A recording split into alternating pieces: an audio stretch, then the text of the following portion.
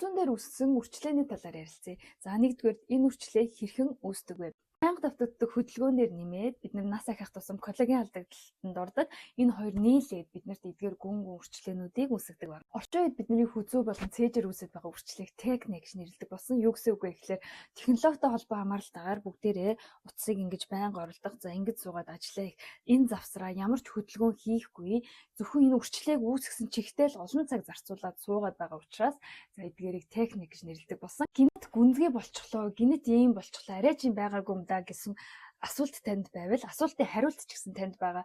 Өнөөдөр энэ бичлэгээ үзэж дуусгах байгаа та. За би утсаа ер нь яаж оруулаад байна? Ингээд байна уу? Ингээд байна уу? Компьютер дээр ингэж суугаад байна уу? Ингэж суугаад байна уу? Зурагтаа үзэхдээ хүртэл ингээд үзээд байна уу? Ингээд үзээд байна уу гэд бүгдийг нь ажиглаад хараарай. Бидний өдөр тутамдаа идэг ухамсаргүйгээр байнга давтагдсан эдгээр үйлдэлүүд нь үрчлэгийг илүү гүнзгий болгодог. За хичнээн үнэтэй тос төрсөн ч үр дүн гарахгүй байвал бүгдээрээ эхлээд өөрсдийнхөө ийм үйлдэлүүдийг засахаас эхлэх хэрэгтэй. Дасгалдаа орцгоё.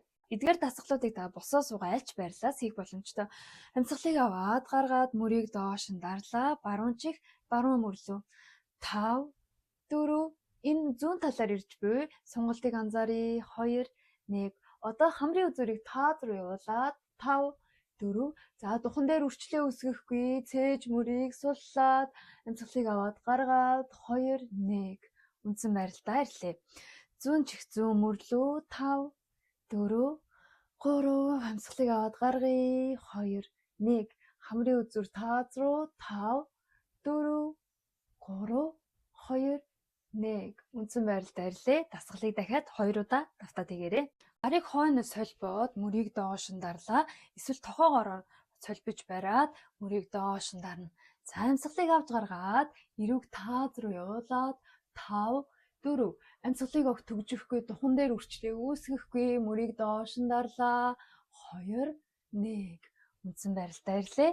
За хүзүү болон толгойн хойд хэсгээр товшиж массажлаад энэ дасгалыг дахиад 2 удаа давтаад хийгээрэй.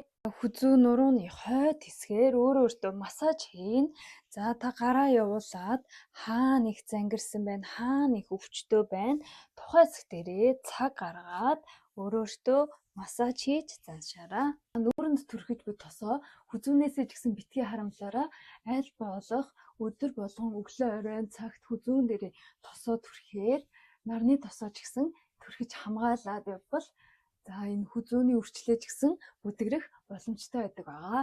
Эдгээр дасгалуудыг та нэхгүн өдөр хийгээд үр дүн гарахгүй дор хаяж 7 хоног, 14 хоног, сар, жил үргэлжлүүлж байж маш гоё үр дүн харна гэдгийг битгий мартаарай.